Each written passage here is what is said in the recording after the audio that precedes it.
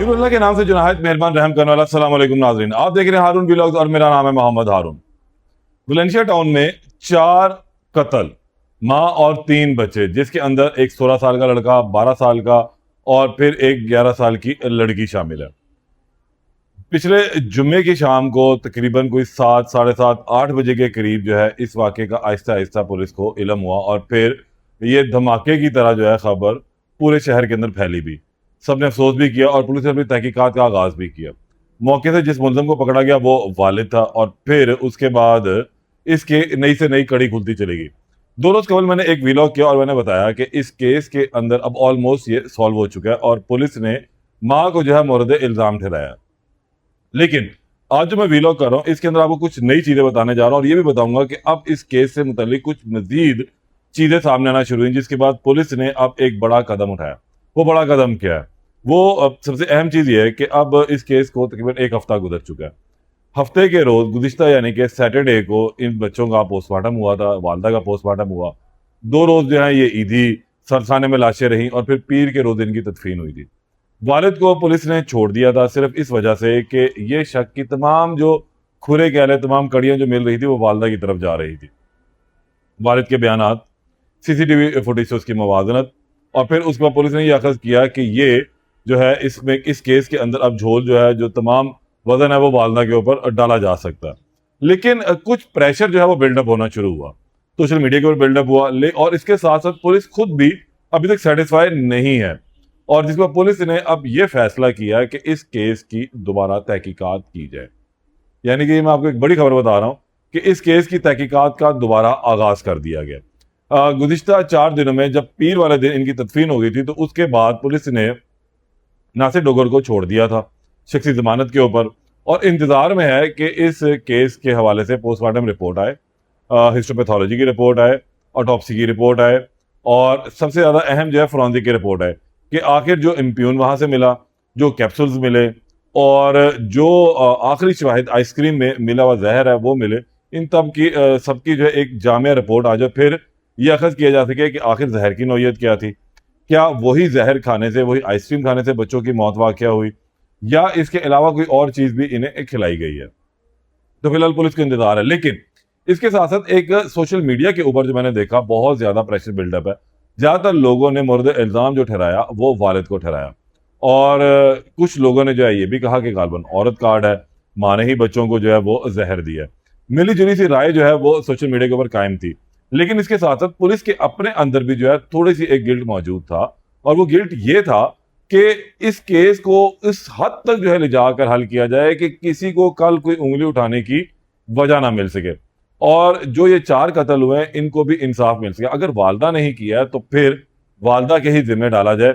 सिर्फ जो circumstantial evidence जिसे हम कहते हैं, हालात और वाकयात के मुताबिक जो मौके के सबूत है, सिर्फ उनके ऊपर जो है ना चला जाए बल्कि कुछ तकनीकी बुनियादों के ऊपर भी चीजों को किया जा सके। तो इसी बुनियाद पर जो सबसे अहम स्टार आई विटनेस थे वो थे मोहल्लेदार, वो मुलाजमा जिसने सबसे पहले घर की बालकोनी के पिछली साइड में, जिसे हम वॉशिंग एरिया भी कहते हैं या वेस्ट एरिया कहते हैं, वहां पर इन बच्चों को देखा था लेटे हुए। उसके बाद जो दूसरा आई विटनेस था, स्टार विटनेस, वो उसी घर का फर्द था, नासिर, उसका भी नाम नासिर है।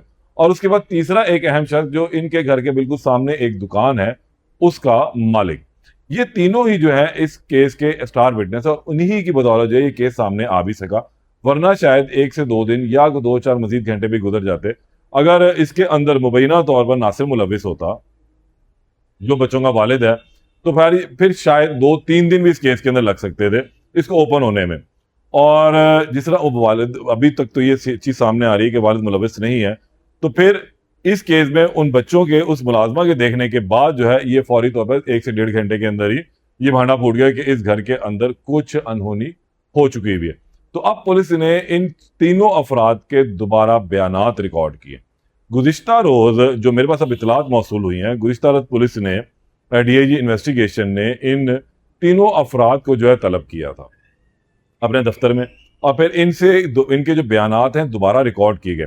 अब बयानात दोबारा रिकॉर्ड करने का मकसद बिल्कुल यही बनता है कि पुलिस इस केस की असर नौ तहकीकात भी कर रही है। पुलिस अपनी पहली तहकीकात से मुतमईन है भी और नहीं भी है और इसी वजह से ये फैसला शायद आला अफसरान की जानिब से किया गया है कि इस केस के अंदर कोई झोल जो है वो बिल्कुल ना छोड़ा जाए। हर लिहाज से जो है इस केस की तफ्तीश की जाए, छोटे से छोटे बारीक से बारीक नुक्ते के ऊपर भी जो है वो ज़हन दौड़ाया जाए, हर तरह से लोगों के बयानात को जो है वो मैच किया जाए। तो इसलिए सबसे पहले जो पुलिस ने उस घरेलू मुलाजमा का बयान रिकॉर्ड किया और उसके बाद उसके मालिक का बयान भी जो है रिकॉर्ड किया गया। फिर यही जो नासिर है और सामने जो दुकानदार है मालिक, उसको जो है उसका बयान भी रिकॉर्ड किया गया। इन दोनों को कल तलब किया गया, इन लोगों से अलग अलग बयानात लिए गए और इसके साथ साथ नासिर की फैमिली, नासिर और अलीना मकतूला की फैमिली को भी जो है पुलिस ने तलब कर रखा था। ये लोग भी वहां पर मौजूद थे। इन लोगों के भी बयानात जो है वो दोबारा रिकॉर्ड किए गए। पुलिस की कोशिश ये है कि बार बार बयानात लेने से मुमकिन तौर पर शायद उन्हें कोई नया क्लू मिल जाए। और होता भी यही है कि जब एक ही सवाल को 6 से 7 मरतबा रिपीट किया जाता है तो इंसान इरिटेट होकर उसका कुछ जवाब मुख्तलिफ भी देता है और उसके अंदर ही सच छुपा भी होता है। और ये आज से नहीं, अज़लों से चलता आ रहा एक फिनोमिना है, एक तरीक़ाकार है, एक फार्मूला हम उसे कह सकते हैं, जिसमें इंसान किसी चीज़ से जब इरिटेट हो जाता है तो उसका कुछ मुख्तलिफ जवाब भी देता है और वो जवाब सच की सूरत में भी निकल आता है बाहर। तो इसी लिहाज से पुलिस बार बार सवालात कर रही है, बार बार उन्हें जो चीज़ें मिल रही हैं उसके मुताबिक उनसे नई से नई तहकीकात की जा रही है और उसके बाद पुलिस की भरपूर कोशिश है कि इस केस को मंतकी अंजाम तक पहुंचाया जाए। इसीलिए कल और इससे कबल भी जो है नासिर को भी तलब किया गया। नासिर को 3 से 4 मरतबा उस वकूए वाले घर पर भी ले जाया गया। बार बार वहां पर मुख्तलिफ टीमों ने जो है उससे तहकीकात की और उसके बाद उसको वहां से जाने दिया। सीसीटीवी फुटेज पुलिस ने अपने पास महफूज करके रखी है, क्योंकि वो सिर्फ एक दिन की नहीं, उस घंटों की नहीं, बल्कि वो 2 दिन से ज्यादा की फुटेज जो है वो मौजूद है। और इनकी पिछली नकलो हरकत को भी जो है चेक किया जा रहा है कि आखिर आइसक्रीम घर में लाया कौन। सबसे अहम सवाल ये था कि आइसक्रीम लाने वाला कौन है। तो अब उसका भी इंकिशाफ हो चुका है कि ये लोग खुद ही गए थे सारे, और जो अभी मेरे पास इतलात आ रही है शायद ये लोग इकट्ठे गए और उसी दौरान इन्होंने आइसक्रीम भी खरीदी थी। और ये एक बेहतरीन मौका था मुबैना कातिल के खिलाफ के पास, वो चाहे माँ है या नासिर हैं, कि इस आइसक्रीम के जरिए जो है इनको जहर दिया जाए। लेकिन इससे कबल एक और भी चीज थी कि आखिर जहर कौन लेकर आया। उसके मुताबिक 2 से 3 लोग जो है वो सामने आ चुके हुए हैं, लेकिन जो ज्यादा शक जा रहा है और वो शामिल तफ्तीश भी पुलिस ने किया हुआ उस खातून के मुतालिक जो इनकी मुबैना तौर पर दोस्त बताई जाती है। लेकिन अब जब इन्हें लाया गया, नासिर को उस घर में लाया गया, वहां मॉक एक्सरसाइज से एक दोबारा की गई, इन तमाम चीजों को रिपीट किया गया, बार बार सवालात किए गए हैं। फिर उसके बाद अब जब ये तदफीन का अमल हो चुका, तमाम चीजें हो चुकी, तो तब पुलिस ने अब इन तमाम स्टार विटनेसेस को, इनके घर वालों को, नासिर को दोबारा 1 बाई 1 तलब किया और कल इन लोगों को दोबारा बुलवा कर इनके बयानात रिकॉर्ड किए गए और इसके अंदर कुछ इन लोगों की हरकत और सकनात को भी नजर रखी गई। लेकिन बड़ी एक अहम चीज है कि जो अलीना के घर वाले हैं मकतूला के, जब ये तीनों स्टार विटनेस वहां मौजूद थे और अलीना की बहनें वहां मौजूद थी, तो इन लोगों ने आपस में कोई गुफ्तगू नहीं की। हालांकि होना तो ये चाहिए था कि अलीना के घर वाले, ये जाहिर सी बात है एक जनरल सा मामला है कि वो पूछते भाई आप स्टार विटनेस, आपने क्या देखा, कब देखा, कैसे देखा, क्यों देखा, आप क्या कर रहे थे, क्या हुआ, आपने क्या नई चीज वहां पर देखी। उन स्टार विटनेसेस से पूछते, एक तो उस मुलाजमा से पूछते, वो कोई इन्वेस्टिगेशन नहीं, वैसे पूछते कि भाई आपने क्या देखा बेटा, आप वहां ऊपर छत पर गई तो वहां आपने क्या पढ़ा देखा।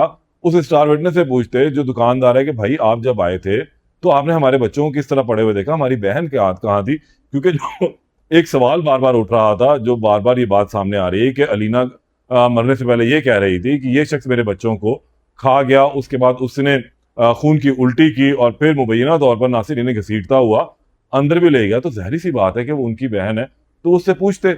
लेकिन कल अचंभे की चीज ये रही कि किसी ने भी किसी से भी कोई इंटरेक्शन नहीं की है, किसी ने किसी से कोई गुफ्तो चुनीद नहीं की, कोई बातचीत नहीं की, सलाम दुआ तक नहीं ली गई एक दूसरे से।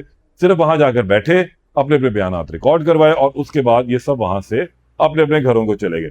तो पुलिस ने अब ये सोच रखा है कि हमने इस केस को ऐसा हल करना है कि वाकई लाहौर पुलिस की तारीख के अंदर ये एक मिसाल बनकर सामने है, जिसके अंदर तमाम जदीद टेक्नोलॉजी का इस्तेमाल किया जा रहा है। इसके अलावा जिसे हम कहते हैं कि ह्यूमन रिसोर्सेज का इस्तेमाल किया जा रहा है। शवाहिद इकट्ठे करने के बाद जो लेबॉर्ट्री है, लैब्स, उसके मुताबिक जो चीज़ों को किया जा रहा है, इससे बहुत सुकून से चीज़ें लेकर चल रही। कोई जल्दबाजी पुलिस नहीं कर रही। हम देखते 2 से 3 दिन के अंदर पोस्टमार्टम की रिपोर्ट आ जाती, हफ्ते के रोज का पोस्टमार्टम हुआ, सिर्फ इतनी इब्तदाई रिपोर्ट आई कि जी हाँ, मौत जो वाकया हुई है वो दम घुटने थी और दम घुटने की वजह जो है जहर खुरानी थी। अब उसके बाद जो बायोप्सी है, हिस्टोपैथोलॉजी की रिपोर्ट है, वो आनी अभी, ऑटोप्सी की रिपोर्ट सॉरी, वो आनी अभी बाकी है। तो उसके वो 2 से 3 दिन में आ जाती है, लेकिन इसको भी थोड़ा टाइम दिया जा रहा है। अगेन एंड अगेन जो है वो सैंपल्स को कार्बन शायद चेक किया जा रहा होगा, ये ताकि जो है एक मुफस्सिल जामिया रिपोर्ट सामने आ सके कि वाकई यही वो हमारा फाइनल रिजल्ट है जो हमें पहले रिजल्ट से मिला था, या इसके अंदर कुछ मुख्तलिफ हुआ है। इसी तरह ही जो लैब के लिए गई हुई है रिपोर्ट पंजाब फोरेंसिक एजेंसी के पास, वहां से जो शवाहिद इकट्ठे घर से किए गए थे, 3 डब्बे काटन के जो है वो लेकर गए थे वहां से, आखिर कुछ सबूत ही लेकर गए हैं ना वो चीजें, तो वहां से भी वो चीजें इकट्ठी की जाए।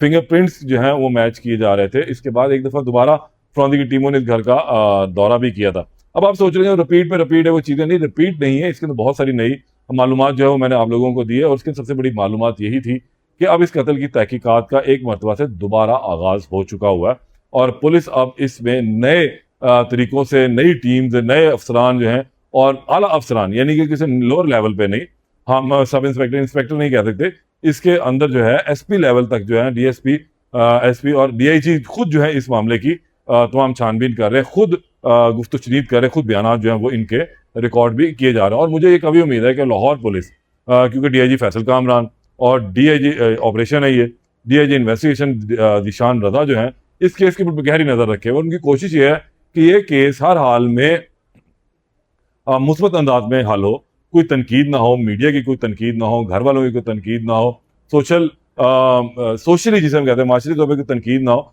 हम हर लिहाज से इस केस को हल करें, क्योंकि किसी माँ को का ये करना जो है कुछ अचंभा भी लगता है, लेकिन बाद इंतकाम जब इंसान जब इंतकाम की आग में जल रहा होता है तो फिर वो कुछ भी करने से गुरेज नहीं करता। बहरहाल इस केस के ऊपर मेरी नज़र है। आप इस केस के हवाले से जो है, अगर किसी के पास कोई तफसील है अमेरिका में या यूके के हवाले से, इस फैमिली के हवाले, तो वो मुझसे लाजमी इनबॉक्स कर सकते हैं, मुझसे रब्ता कर सकते हैं। इसके अलावा जो यहाँ दोस्त हैं वो भी अपनी राय का इजहार कर सकते हैं। कल मैंने वकील साहब का भी एक वीलॉग किया था और आप लोगों को बताया था कि असल किस तरह मामला हुआ है या हो सकता है आगे जाके कानूनी लिहाज से। बहरहाल अपनी राय का इजहार कीजिएगा, वीडियो को शेयर करें और ज़्यादा से ज़्यादा जो है अपनी राय का इजहार भी कीजिए। इजाज़त दें, अल्लाह ने के बाद।